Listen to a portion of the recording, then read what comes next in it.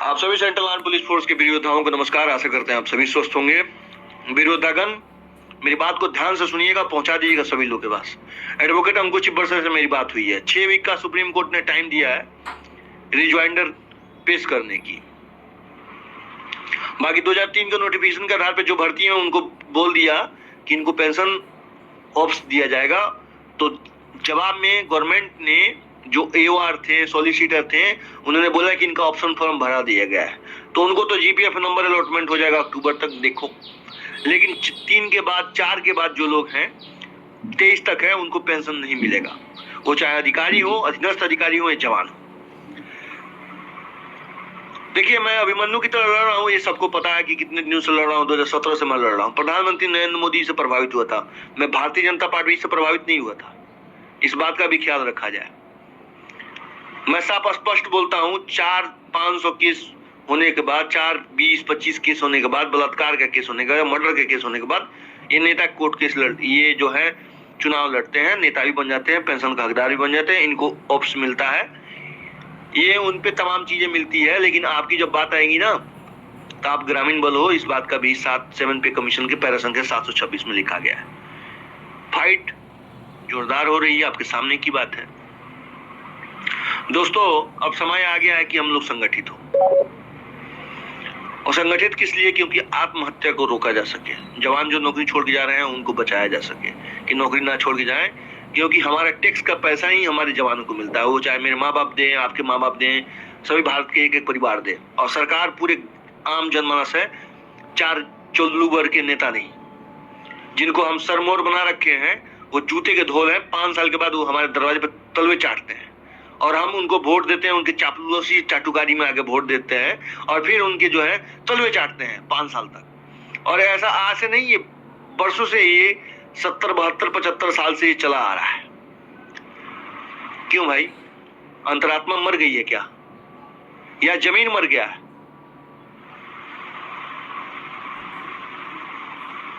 Solicitor 454 का advocate आके बोल रहा है कि नहीं, ये आर्मड फोर्स नहीं है, सिविलियन है। सीसीए कंडक्ट रूल 1972 में ये संख्या 50B में आते हैं, चलो ये आता है क्या भाई?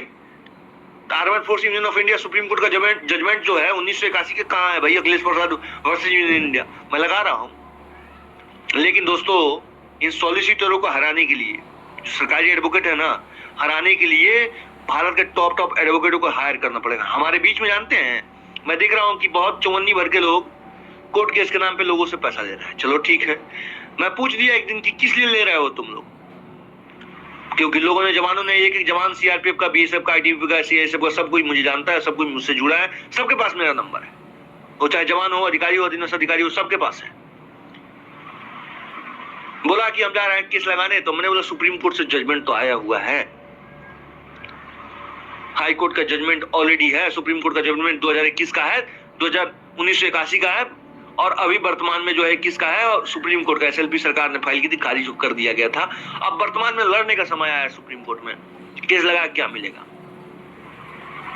नहीं माने, पैसा इकट्ठा कर रहे हैं, ले रहे हैं लोगों से, अपना मन है, चलो ठीक है। मुझसे बोला, मैंने बोला ठीक है, जो कर रहे हैं अच्छा कर रहे हैं, जिसको अपना लगाना लगाओ, क्या ही। लेकिन आज अब सोचने का समय आ गया।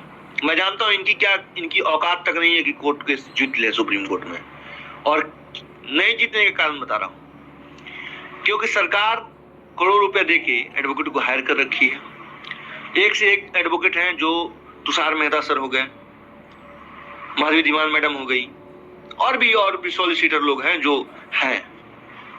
और इन एओआर के सामने आप जीत नहीं पाइएगा, ये सॉलिसिटर के सामने जीत नहीं पाइएगा, क्योंकि ये अपने जीत के लिए जितने बड़े बड़े एडवोकेट हैं सुप्रीम कोर्ट के, उनको रख लेते हैं। हमारे तरफ से 1-2 एडवोकेट साहब जो हैं लड़ते हैं, और इनके तरफ से 20-25 एडवोकेट खड़े हो जाते हैं। मैंने सुप्रीम कोर्ट की दलील सुनी है, मैं डाल दूंगा ग्रुप में। मैंने देखा आंख से मनीष कश्यप के मामले में, जो मेरा मौसी का लड़का है। एक तरफ हमारे 3 एडवोकेट थे, तो एक तरफ सरकारी तमिलनाडु गवर्नमेंट की, बिहार गवर्नमेंट की 8 एडवोकेट की पैनल लगी हुई थी, किसी तरह मनीष कश्यप को ना लाया जाए। चलिए, इनकी बात छोड़ दीजिए। वैसे ही सेम टर्म ऑफ कंडीशन आपके पेंशन, प्रमोशन, बेल्ट अलाउंस तथा अन्य चीजों में दिखाई दे रहा है। दोस्तों, हम कह रहे हैं कि एक एक जवान हम लोगों को इकट्ठा होने का सोचने का समय आ गया है। रिटायरमेंट हो या जवान हो, अगर कोई चुनाव लड़ता है हम उसका साथ देने का घोषणा कर रहे हैं। मैं अपने तरफ से चंदा देने को तैयार हूं। आप भी अपने माँ, अपने बेटे और अपने बच्चों को ध्यान में रखते हुए इस काम का करने की कोशिश कीजिएगा। अगर वो लड़ता है और ईमानदार है, निष्ठापूर्वक काम करने वाला है, बोलने वाला है इनके सामने आंख डाल के, क्योंकि अब समय आ गया है इनके सामने बोलने का।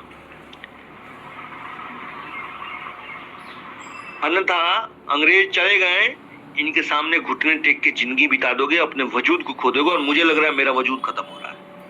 मैं तो लड़ रहा हूँ, शुरू से लड़ रहा हूँ, और मैं एक एक जवान, एक एक अधीनस्थ अधिकारी और अधिकारीगणों के लिए लड़ा हूँ। मेरा अपना नहीं है। अगर कोई कह दे कि मैंने व्यक्तिगत लड़ाई लड़ी है तो मैं गुलामी टोक दूंगा और उनके जूते में पानी पी लूंगा। मेरी बात को सुनिएगा ध्यान से और शेयर कर दीजिएगा कम से कम 50 से 100 जवानों पे। अगर नहीं शेयर किए तो आपका हाथ कांप जाएगा। जानते हैं कमजोर क्यों पड़ जा रहे हैं? अभी तक मेरी 27 लाख रुपए खर्च हुए, मेरे पास एक एक रुपए का हिसाब है।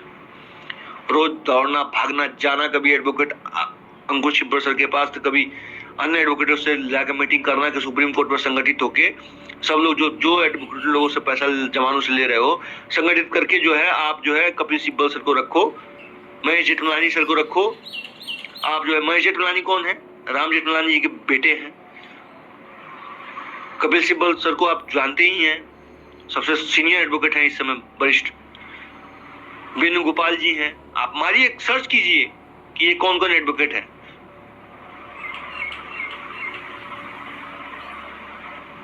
अन्य और एडवोकेट जो हैं उनको रखने का काम किया जाए।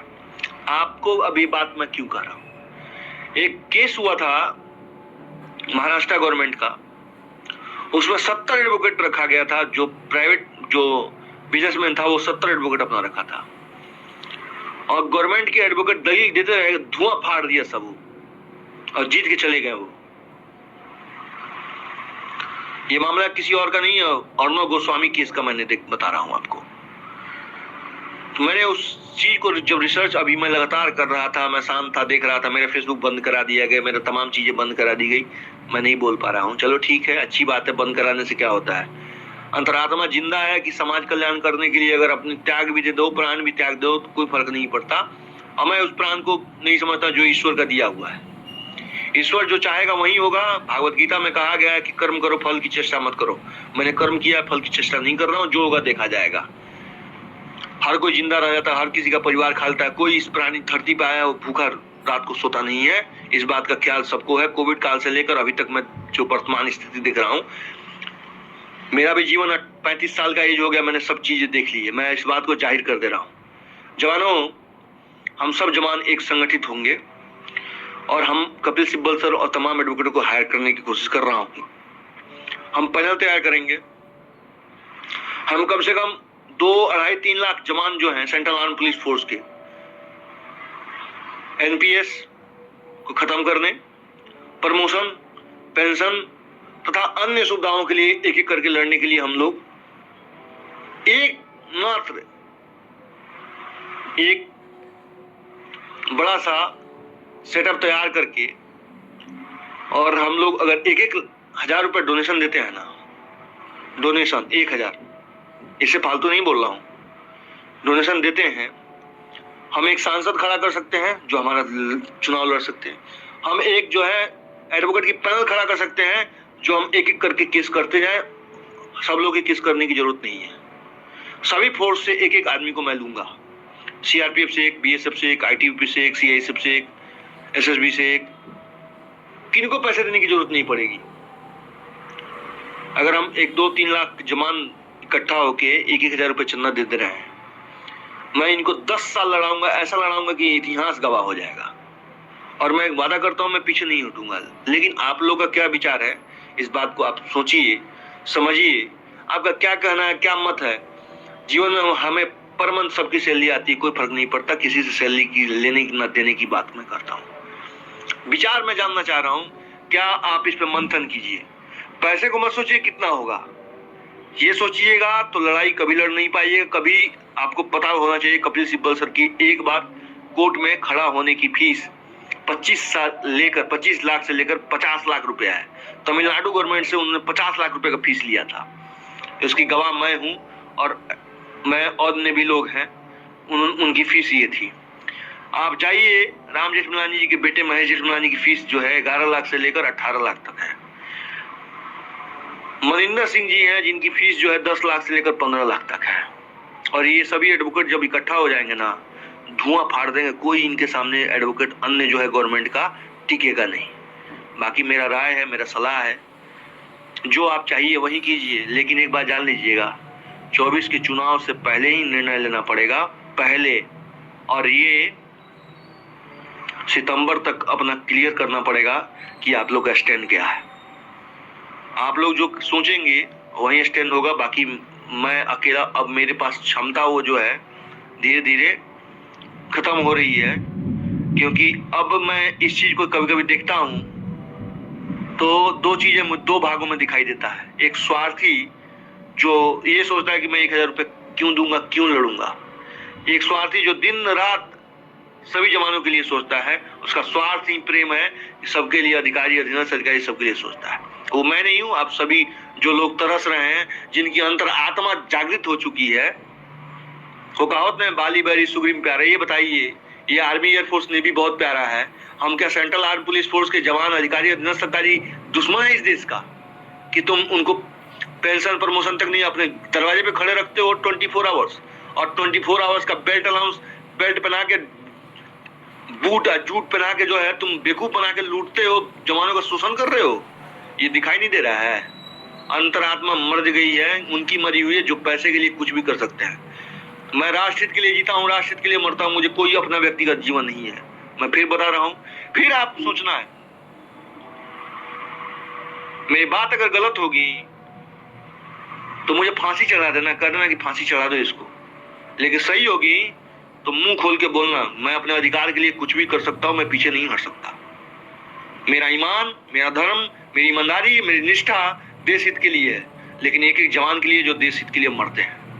ना इनके लिए दीपावली, ना होली, ना छठ, ना अन्य पूजा, ना ईद, ना बकरीद, कोई ऐसा फेस्टिवल है इनके लिए नहीं है। लेकिन ये मूर्ख नहीं है कि इनका इस्तेमाल करके छोड़ दिया जाएगा। ये गन्ने का जो रस समझ रखे हैं कि इनको चूस लो और सीटी फेंक दो। और सीटी का उदाहरण ये है कि जो जवान रिटायरमेंट हो रहे हैं उनका आयुष्मान कार्ड जमा करा लिया जा रहा है। चिंता मत करो, आप लोग का भी जमा कराया जाएगा। ऐसा थोड़ी जवानी हरदम रहेगी, कम उम्र पुगेगा, लेकिन फिर देखना, फिर आप लोग के साथ भी होगा। कल जो रिटायरमेंट जा रहा है उनसे पूछा जाए क्या आयुष्मान कार्ड उनको दिया जा रहा है कि जमा करा लिया जा रहा है। और मेरे साथ नहीं है, मैं बात अपने लिए नहीं कर रहा हूँ, सब जवानों के हित के लिए कर रहा हूँ, सब अधिकारी के हित के लिए कर रहा हूँ, सब अधीनस्थ अधिकारी के हित के लिए कर रहा हूँ। बाकी मेरी आवाज को अगर सुन रहे हैं कि आपका विचार क्या है, निर्णय लेने का समय आ गया, टाइम नहीं है मेरे पास। मैं 7 अक्टूबर तक मेरा जो है निर्णय, मैं फैसला ले लूंगा। 26 अक्टूबर के बाद मैं वो फैसला लेने जा रहा हूँ जिसमें आप सभी का योगदान होना चाहिए।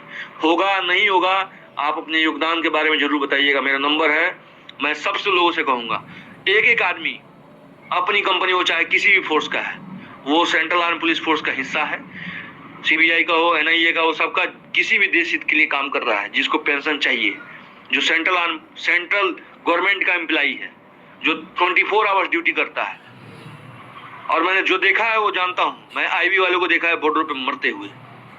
तो मैं जो चीज भोग रहा हूं, मैं उन सभी लोगों के आह्वान करता हूं, क्या अपने वजूद के बारे में सोचिए।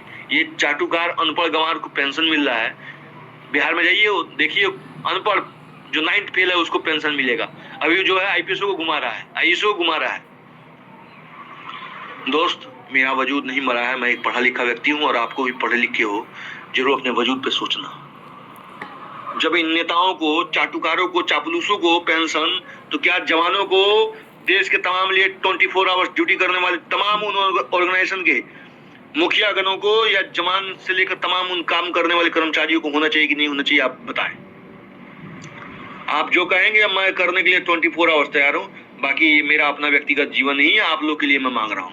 अगर आपको नहीं चाहिए तो आज से मैं वादा करता हूं कि अक्टूबर के बाद मैं अगर एक शब्द भी आप लोग के बीच में बोल दूंगा तो कहिएगा, लेकिन अक्टूबर के आज से ही बोलना बंद कर रहा हूं।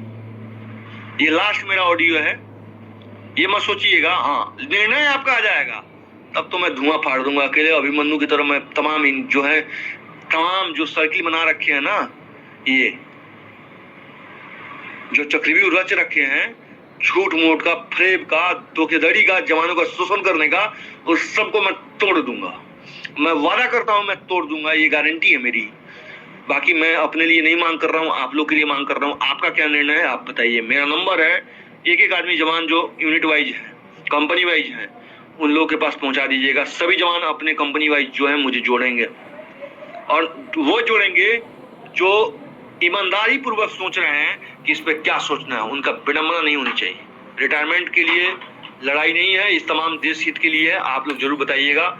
मेरा नंबर नोट कर लें, एक एक आदमी 7903482383। ये नंबर परमानेंट है, ये नंबर देश हित के लिए है। जो जवान आत्महत्या करते हैं वो आत्महत्या नहीं करें, वो कोई भी समस्या मुझसे संपर्क करें। मैं आप लोग के साथ खड़ा हूं। आप जो है अपने कंपनी वाइज नंबर को जोड़ने का काम करें, ग्रुप बनाएं, व्हाट्सएप ग्रुप बनाएं, सबसे जोड़ने का काम करें।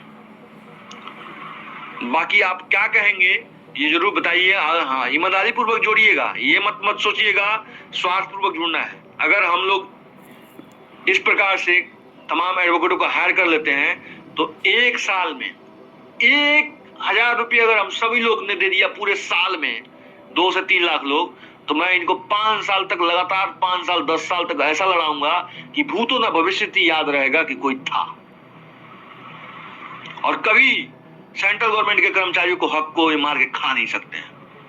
इनको इनके ही तमाम संशोधन से मैं बांध दूंगा। इनका पूरा दस्तावेज तमाम कागज में पढ़ लिया हूं, हर जगह लूप होल है, हर जगह झूठा और फरेब का जो वो गुब्बारा तैयार किया गया है, जहां पे लोगों को दिग्भ्रमित करके लूटने का काम किया था। और कैसे मानसिक शारीरिक, क्या सभी लोग सफरिंग नहीं करते हैं?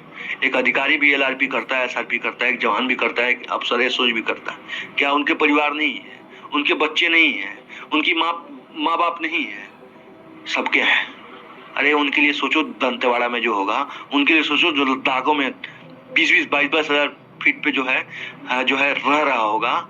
उनसे एक बार पूछो, जो तपती धूप में रेगिस्तान में खड़ा होगा, उनसे पूछो जो जम्मू कश्मीर के वो चौक चौराहे पे खड़ा होगा, उनसे पूछो ना एक बार कि जो बांग्लादेश में बॉर्डर पे ड्यूटी कर रहा है, जो है तस्करों से लोड शिकार होता है, उनसे पूछो ना।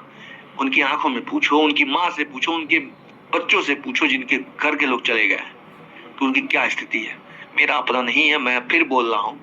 बाकी शेयर कर देना, आपको जो समझ में आए वही करना। मैं अपने निर्णय पे पद पे हूँ, मेरा वजूद जिंदा है और मैं अपने वजूद के लिए लड़ूंगा। मैं अकेला वीर गति को प्राप्त हो जाऊंगा, मुझे गर्व होगा, लेकिन मैं पीछे नहीं हटूंगा। मैं फांसी चढ़ जाऊंगा लेकिन पीछे नहीं हटूंगा। लेकिन एक बात जान लो ना, लड़ूंगा जरूर, और लड़ गया तो लड़ गया, पीछे नहीं मोड़ना। एक मोदी जी ने एक बात कही थी, लड़ लो, जब तुम अपने कर्तव्य और ईमानदारी पूर्वक निष्ठा पूर्वक अपने कर्तव्य में लगे हो, आगे क्या हो रहा है कोई फर्क नहीं पड़ता। वैसे ही मैं खड़ा हूं, ये तमाम लोग अकेला मोदी से लड़ो। वैसे ही तमाम लोग जो जवानों के हित की खा चुके हैं, वो अकेले मुझसे लड़ने के लिए हरदम मुझे षड्यंत्र में फंसाने की कोशिश करते हैं। और उन दलालों, गद्दारों, धोखेबाजों को मैं कह दूं, सुधर जाओ। ईमानदारी का पथ जो है स्वर्ग का रास्ता देखा जाता है, और बेईमानी और दुष्ट का पर्व जो है नर्क का रास्ता। यही स्वर्ग और नर्क का जो है भोग करना पड़ेगा। मैं फिर दोबारा कह रहा हूँ, मैं जवानों के हित के लिए जीता हूँ, जवानों के हित मर रहा हूँ, जवानों के बीच में पहुंचा देना। बाकी मेरा अपना जीवन जवानों के लिए समर्पित है, अधिकारियों के लिए समर्पित है, अधीनस्थ अधिकारियों के लिए समर्पित है। जय हिंद, वंदे मातरम, इंकलाब जिंदाबाद। कम से कम 10 जवानों के पास जरूर पहुंचा देना इस ऑडियो को, अंकुर चिब्बर सर का ऑडियो का, जजमेंट कॉपी को तमाम लोगों के पास भेजने का काम करें। धन्यवाद, जय हिंद।